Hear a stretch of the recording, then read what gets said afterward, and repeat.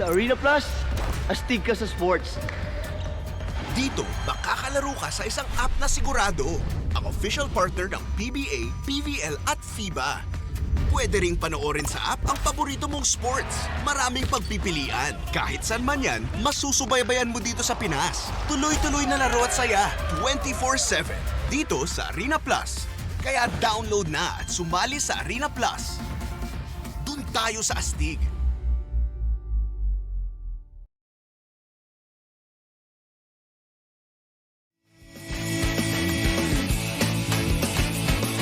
Ito ang number 106.7 Energy FM. Sa bahay, opisina, kotse, taxi at jeep. What? Tricycle, FX, bus na masigip. O kaya? Palengke, internet, plaza, karinderya. Energy FM, nagbibigay sa'yo. Huwag mong sabihin radyo, sabihin mo number 1. Energy. Pangga, energy kaibigan mo. Pangga, energy ang numero 1. Kaya't tumalo na at isigaw mo. Same, pero iba.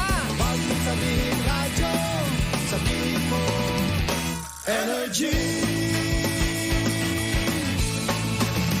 Cheers, miss! Dabaglita! With Tita Cora and Kapitana Sisa. Same, pero iba. Tayo pa rin po ang number 106.7 Energy FM. Panggawag mong sabihin radyo. Sabihin mo. Oh, diba? Hello po. Ang taray, banayo ng mga bakla, puti. Correct. Oh, diba? It's so fresh. It's so summer. Aha. Diba? Did you like that? I like it. Aha. Kamustahin mo ko? Musta ka? Eto, sana mapula sana ang hasang. Hoy, bakit? may booking ka na naman na na-cancel, Kaya no? lang, Oh. naunsyami. Bakit? Kasi nga naman, ito lang ang paalala. Sa mga nanonood naman po sa amin, kapag nakita niyo po ako sa landiang lugar, Oh. quiet na lang kayo. Ba't ka kasi kung saan-saan naglalandi? Kasi naglandi ang lola mo. Di Oh. pumunta kahapon. Keme, di umaaura na. Pag aura, yung inaaurahan ko dahil syempre nakakita ka ng target lock. Pak, ganun. No? Tapos bigla ba namang alam mo yun, syempre, andyan na. Biglang, alam mo yun, ang ending, sabi niya. Oh. Alam mo, napapanood kita. Oh. Ay, may sa itutuloy ang masamang balak. Hindi na lang. Halika, let's have coffee outside. Ay, bago tayo maglandian. Nakakaloka. Magpakilala mo na tayo. Yes. Gino, I'm Kapitana Sisa. Oh. Klaka. Ayan, Hi, Gino. At least, diba, now you know. Diba? Doon naman sa mga, ayun, ito yung magpakilala ka na. Ako po si Tita Cora at siya si Kapitana Sisa. Okay. Hello, Gino. Yan. And we are the Baglitas. Woo, woo, woo! Diba? Na nakakaloka. So, foreigner. Hindi, Pinoy naman siya. O, ba't ka we are? Ha? Ba't ka nag-we are? Hindi, kasi Inglesero siya. Medyo, alam mo yun, na konyo eh. Parang Donnie Pangilinan type, gano'n. Tapos Inglesero ng taon. Kaya pala. Tapos yung sabi niya gano'n, I've been watching you guys. Actually, I've been following you. Tapos sabi ko, ganun ba? So, hindi na umaura ang lola mo. Sabi Bakit ko, naman? Hindi mo pwedeng aurahan kapag kilala ka? Ha? Kapag kilala ka, hindi ka pwedeng aurahan? Hindi kasi yung mga tao na doon sa lugar. Kaya ang sinasabi ko, yung sa mga nakakakilala naman sa akin, pag nakita-kita tayo sa landian portion, quiet na lang. Gusto ko rin po lumigaya. Pero Mare, alin pa yung nakakaligaya sa yung balita ngayong araw na to? Ay, nako, eto na. O, diba? Eto na ang hudyat. Chika sa Arena!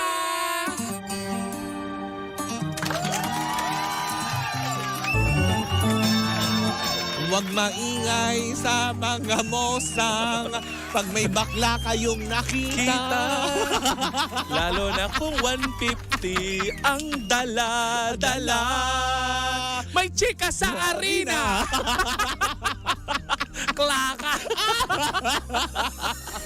Baka ako yung tumatampok sa chika sa arena. Imbis na yung mga ibabalita, di ba, na nakakaloka. Of course, ang chika sa arena nito ay hatid sa atin ang Arena Plus. Astig sa spo, ano? Natatawa ko. Isa pa.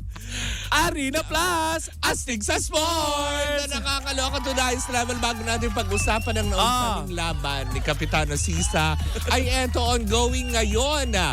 Ang last play-in na labanan para sa NBA tournament. Kasi nga naman, kumbaga ngayong araw na ito, ang mga naglalaban-laban ay ang mga Western Conference. Kung saan nga naman kanina mare, nanalo na ang Lakers over Pelicans. Kung saan nga naman ang Lakers po ay sure nang pasok sa pang-pitong pwesto para maglalaban-laban sa playoffs. Pero, ayan, kasalukuyan pa din ongoing ang laro ng Kings at Warriors. Kasi mare, etong si Kings and Warriors, kumbaga meron pa, kung sino man nanalo sa kanila, lalabanan nila ang Pelicans, yung tinalo ng Lakers.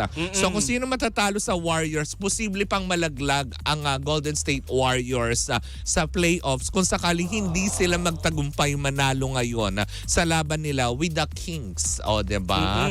Bukas naman po papakantabayanan natin ang laro para sa play-in ng Chicago Bulls at ng Hawks. Of course, ang 76ers at ang Miami Heat maglalaban-laban bukas yan para sa Eastern side naman. Eastern Conference yan. At pagkatapos niyan ay sisimulan na ang playoffs para sa NBA Eastern and Western tournament. Ng Bongga yan. bongga, diba? Ay Mare, ito naman may chika ako sa'yo. Anek. I-wish lang natin ng good luck kasi meron tayong mga kababayan na lalaban sa surfing, ang ating surfing team. Ay! Ayan, sa 2024 ISA World Longboard Surfing Championship nagaganapin sa El Salvador mula April 19 hanggang 25. Ayan. Espadahan, ganun. Woo! Surfing! Surfing, akala ko fencing, bungol. Espadahan! Ay, mali pala. Surfing. Rinig ko fencing. Ayan, kaya Mare, suportahan natin ang ating kupunan na binubuo nila Roger Kasugay, Rogelio J.R. Esquivel, Correct. Ashley Lopez at si Daisy Valdez. Correct. Kasama pa si national team coach na si Manuel Melendo Jr. Ay, ang taray. Pumunta sila sa El Salvador. Hola! Diba? Arriba. Sigurado dyan kung surfing ang pinag-uusapan niya, sigurado marami tayong pambato, lalo sa lalawigan ng Siargao. Correct. Diba? Yan ang surfing capital of the Philippines. Diba? Na nakakaloka. Kasi alam natin, Mara, di ba, champion din dati yung asawa ni Andy Eigenman? Oo, diba? Sa Si Philmar. surfing. Diba? Diyan tayo nakikilala sa dami ba naman ng ating mga beaches dito sa Philippines. Karagatan. Diba? In English, beaches. So, diba? Karagatan, malawak, diba? Bungol yung bakla, rinig fencing, surfing pala. Palibasa na unsyam yung booking. Ayoko na. Ayoko nang pumunta sa mga landian portion. But anyways, yan po muna ang ating Chika sa Arena. Din pa rin yan sa atin ang Arena Plus, astig sa sports. Naku, eto na tumungo na tayo sa ating chichikain for today's video dahil mukhang may namumuo din. Kung sa akin naun siya, eto yata mukhang magpa-prosper. Hindi ng landian, kung hindi na magandang relasyon sa pagitan ng dalawang ito. Bakit? Ano meron? Kasi nga naman, di ba, mahigit 1 linggo na nakararaan, buhat ng maging kontrobersyal. Etong Cebuhang actor na sumabak sa Especially For You, na kung saan nga naman siya... yung lawyer? Oo, siya yung nanalo, di ba, with Michelle D. Pero kamakailan lamang ay nandirito na naman siya sa Maynila, Mare. Dahil? At nasa China siya sa Showtime na para bang meron siyang pinanonood at inaantabayanan. Sino? Si Kim Chu. Ay, bakit? Mukha daw yatang bet ni attorney Oliver Moeller. Etong si Kim Chu. Moeller in Tagalog. Mola. Ay! Totoy Diba? Moeller! Hi, attorney. Ang saya-saya. Yung pala yung itinatagong word sa kanyang apelyido. Moller. In Tagalog, Mola. Ay, pak na pak, diba? Kasi nga naman, nung una itong in-interview, itong si Attorney Mueller, diba? Kumaga parang sabi nga niya, masyado siyang busy. Kasi tinanong nga siya kung plano nga niya mag-settle down or mag-transfer from Cebu to dito. Yes. Parang sinasabi nga niya na masyado siyang busy nga sa Cebu at para bang tipong sabi nga niya parang hayaan na muna natin yung kung anong mapagkakataon na meron ang kanyang igagrab. Pero mukha yatang naiba ang ihip ng hangin. Ay, bakit? Dahil mukha daw yatang desidido na si attorney na pasukin ang mundo ng showbiz. Oh, wow. Oh, 'di ba? Kasi kaya pala siya nandito din sa Manila ulit kasi parang may offer yata sa kanyang gagawing project or endorsement. So aantabayanan natin 'yan. At syempre nang matanong nga, 'di ba? Kasi syempre kapwa Cebuano din talagang alam mo yun, si Kim Chu tsaka siya. Kaya alam mo yun, parang nagkaroon ng confession na bago pa siya papasok dyan sa Especially For You ever since parang may crush na siya kay Kim eh. Kaya pala Mare, nung nandun siya sa Especially For You, hindi mawala yung tingin niya kay Kim, diba? Pero nagkataon lang kasi talaga. Sabi nga niya, wala naman daw siyang masamang tinapay para kay Michelle D. Kasi Michelle D is a great, alam mo Ano yun? yung masamang tinapay? I mean, wala siyang masamang, intensyon or masamang, how do you call that? Wow! Hindi naman yung sinasabi. Ay, kaka-aura mo sa mga Inglesero. Wow, do you call that, ha? Kala mo may siya, US visa. How are we going to say that? But, siguro yung mga... Hoy! Ay, sandali, wait. Hindi naman niya sa sinasabing hindi niya bet. type. Oo. Kung parang naman din sa kanya, Michelle D is a very interesting woman. Na kasi nga, di ba, napaka-intelligent. Tapos, prim and proper. Kasi nga, di ba, beauty queen. Yes. Tapos, di ba, may nanay pa na former beauty queen din, na si Melanie Marquez, na, alam mo yun, it will be, kung sabi nga niya, na magiging maswerte ang lalaking, alam mo yun, makakapareha, kumbaga makakarelasyon niya. Kasi nga, parang, ito ay para bang, how do we call that? Arte! Nakakainis! Pero alam mo, hindi na rin na masama kung kay Kimi o kay Michelle D. Parang pinagpilitan pa, no? Kasi, pero yun nga. both of them, maayos. Maayos nga. Kumbaga parang formal naman silang parehas. Kumbaga parang siguro ngayon, kasi sinabi rin naman ni Attorney Oliver Mueller, na sabi nga niya is parang hindi daw muna yun ang kumbaga parang focus niya, yung maghanap. Kasi kumbaga single siya for the past months siguro. Parang for quite single time, sabi nga niya. Sikat na nga siya, Marie. Nagkalat na yung mga workout video niya sa X. Dahil kinalat lang naman yun kasi pinagnasaan na. Diba? Binigyan ng mali siya. Di mo tinitigan? Hindi. Tinitigan ko. Oo. Nilapitan ko. Hanggang maliwanag na pagdilat na laseng. Ang badeng. Nalaseng, umuwi, nga. Kasi nga, ang baklang nire-respeto, zero. Tama. Diba yung mga ganung aspeto? Well, anyways, hindi, yun nga lang din, hindi ba? Kumbaga parang sabi nga niya, hindi niya minamadali ang pag-ibig. Diba? Pero alam mo, Mare, may nasagap ako. Parang sinasabi ng mga basher na parang, uy, tama yan. Sa katuparan natin yung talagang pag-move on ni Kim Chu, hindi yung ginagamit pa nila si Paolo Abilino. Tama. Para nang sa ganun ay mapag-usapan yung kanilang show. Na talaga naman pag-uusapan dahil magaling pareha sila. Hindi, kasi tignan mo naman ngayon, di ba? O saan na? Nawala na yun.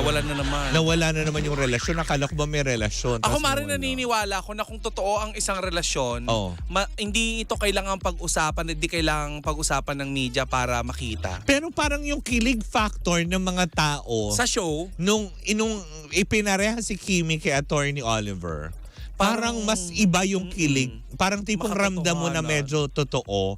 Tsaka yung ngiti talaga ni Kim Chu, parang alam mo yun, na may, ito na ba si Mr. Right? Oo. Ikaw na ba love of my life? Para maluglog na ang cupcake ni Kim Chu. Ay! Hindi malalamutak ang icing sa ibabaw ng cupcake. Malay mo, lagyan ng panibagong icing ni Gusto ko din Attorney nun. Oliver. Hindi cream cheese ka lang. Gusto ko din ng icing sa ibabaw ng bumbunang.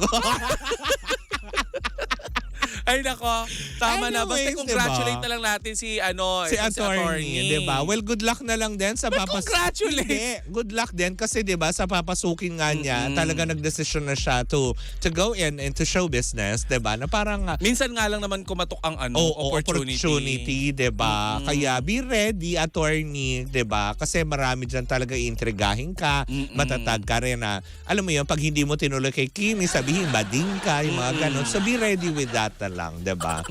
Anyways, naku, wag yung inaano, attorney yun. Attorney yun, kaya mag-iingat Kahit na minomola-mola natin yun, attorney pa din yun. Molar. Oo. Oy! Ano ba naman minsan bigwasan ka nun, no? Yung biceps. Ayoko niya. naman ng bigwas. Gusto ko yung gano'n. Ay, gusto mo Carino brutal. Oo, yung mga gano'n. Ah. Dito ka! Sino ka? Oo. Hindi ko naman sinabi na sinasanibang ka pala. Sino ka? Lumabas ka sa katawan ng baklang yan. Sino ka? Magpakilala ka. Sounds good. Janine Togonon, 22 Philippines! Pakilala ka. Klaka. Anyways, ayan. Kami mo rin po, syempre, ayan, ang same pero iba. We are number 106.7 Energy FM. Pangga, wag mong sabihin radyo. Sabihin mo.